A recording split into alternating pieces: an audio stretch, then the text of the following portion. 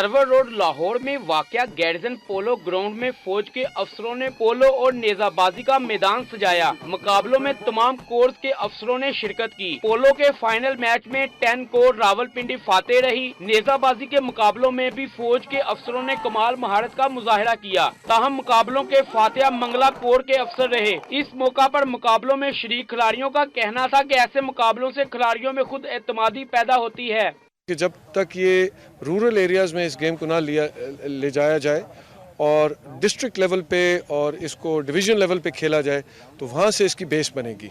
बराबर जा रहे थे, कभी वो आगे कभी हम आगे, और फाइनली अल्लाह ने बड़ी इज़्ज़त रखी और एंड में ज़रा हमारा 1-2 गोल हमने निकाल लिए बीच में से, और बड़ा अच्छा रहा, बड़ा अच्छा इवेंट था।